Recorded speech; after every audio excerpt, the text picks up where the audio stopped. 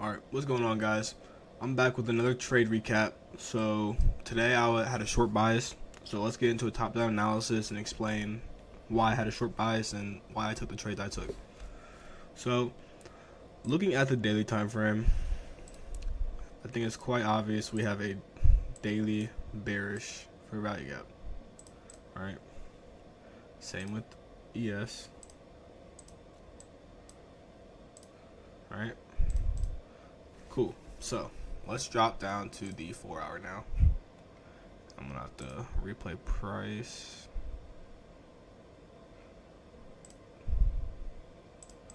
Alright. So, as we can tell, we also have a volume imbalance in the market, right? So, from here to here, right? So, this is why I've been short all week so far, because we have this volume imbalance that hasn't been tapped yet until today. So as you can see, overnight session we came up and we tagged into this daily bearish fair value gap. So once we tag into this, I would then expect us to trade down to this volume imbalance, which we clearly did. Let me play price forward. 5, 6, 7, 8. So coming in the market open, we are in the imbalance, right? But I still want to see us go lower. So I want to see this whole balance. Not necessarily the whole thing, but I want to see a good bit of it closed into. So that is my bias for the day. So let me come into price, go to market open, 9:15. 9:30. So 9:30 came and we came back down into that imbalance, which is what I wanted to see, but I didn't get an entry into that. So I was still okay with lower pricing, right? But I also was going to change my mind to the bullish side as well, because we had a nice bigger time frame wick. We can go to the 4 hour. We can see we made this big wick from these 15-minute candle closures right here. So let me come back and replay price. Alright, so I still have a short bias, so let's keep that in mind. I want to keep playing price forward. I took my first trade around 10:48, pretty sure. So let's play price up to there. 10:15, 10:40, 10:30. Alright, so this is where I'm getting into my trade. So I see that we are coming up into this 15-minute bearish fair value gap, right? And let me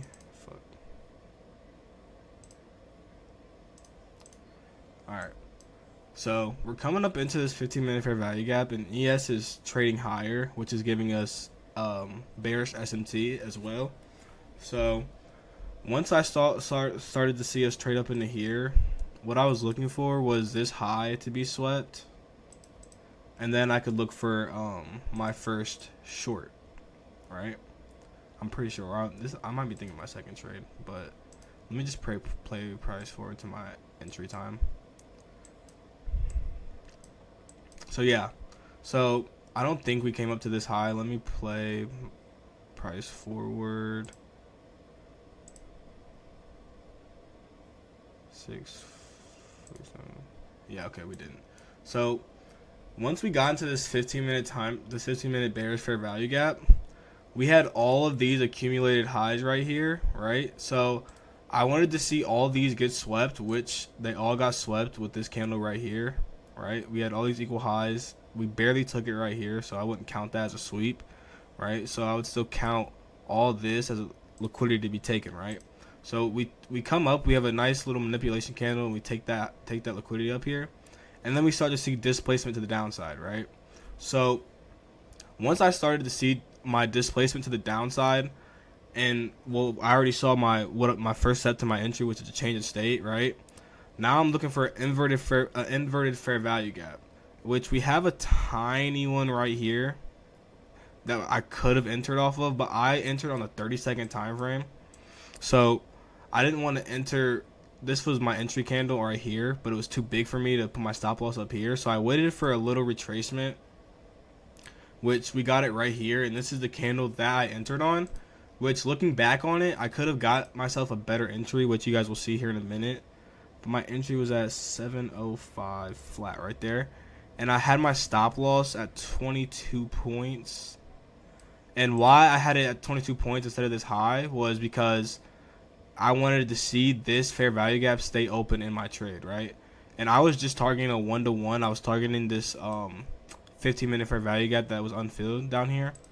So once I got my entry here, I entered right in this candle, which I could have waited for this candle to close and then get a better entry, or I could have waited to tag into this fair value gap or tag into this order block that we made from the change of state. So that's where I messed up on my trade, and I could have got myself a better entry, but I'm not mad at it.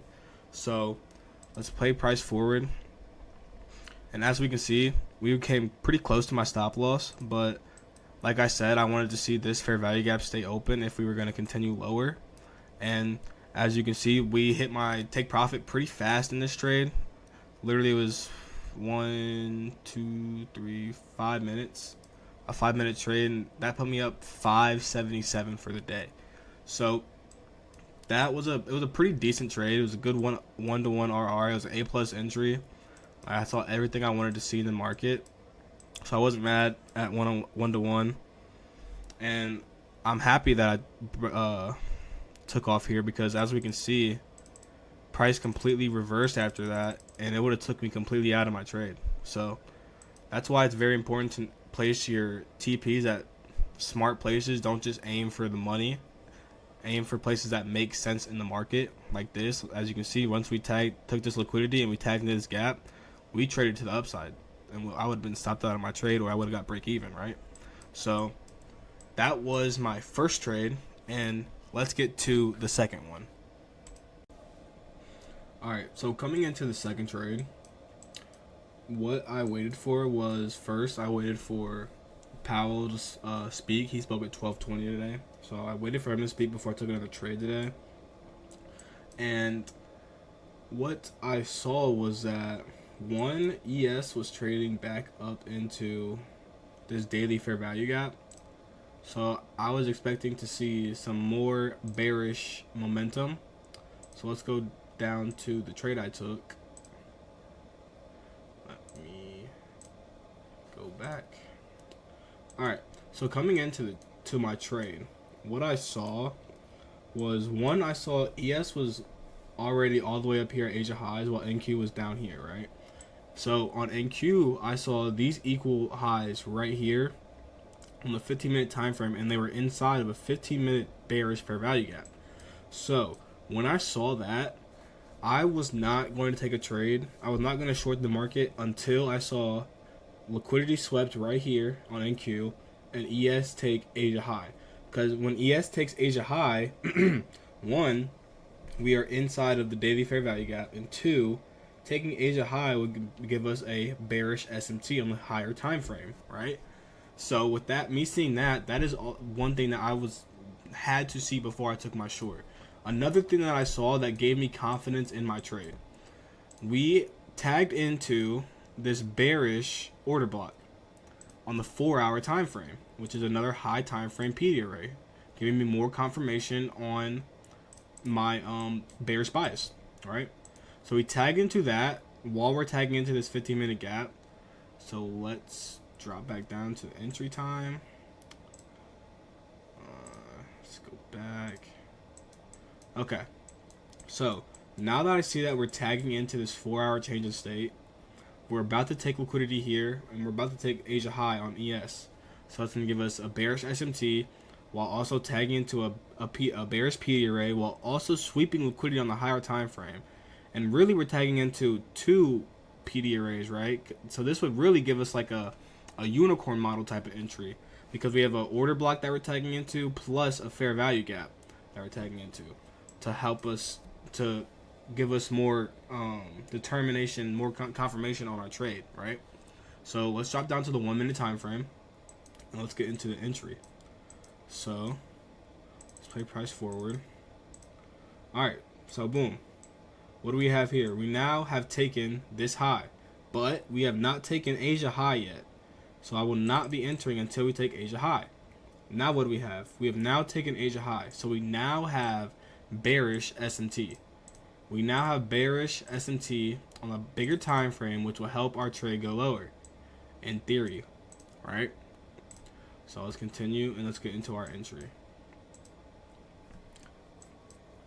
All right, so here on the 30-second time frame, we have a fair value gap right here in this 1 minute candle, and our change of state is right here, same as the 1 minute.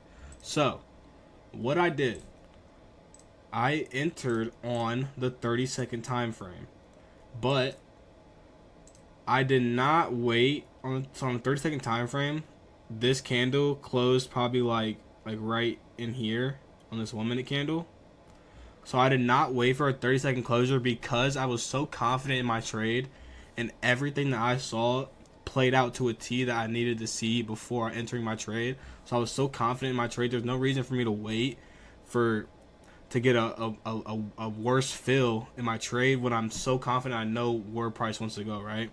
So I entered right when price, I set up my limit order right at the change of state, because I knew that once we took the change of state, we were not going to reverse back up. We were going to close below it and give us and certify that change of state. So I set my limit order here to sell, right? So I sold the market right here. Stop was at this high, right? So I targeted, my target was a 2RR, but I was already up 577 on the day, so I was not going to be greedy. There's no reason for me to be greedy on this trade.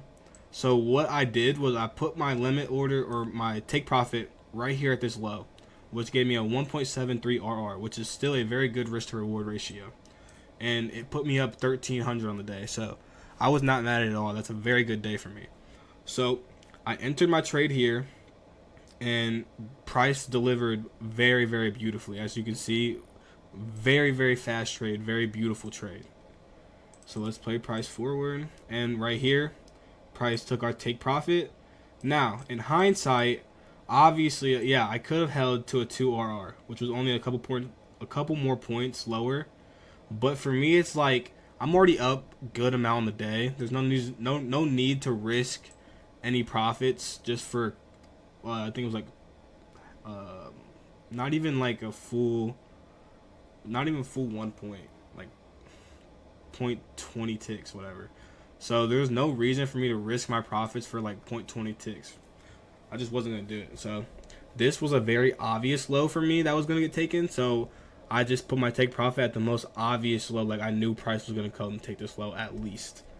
So, and to me, that was still a pretty good exit price, because as you can see, yeah, I would have hit my 2RR. My 2RR would have been hit right here, but it's still risky because as you can see, right after that, price reversed again.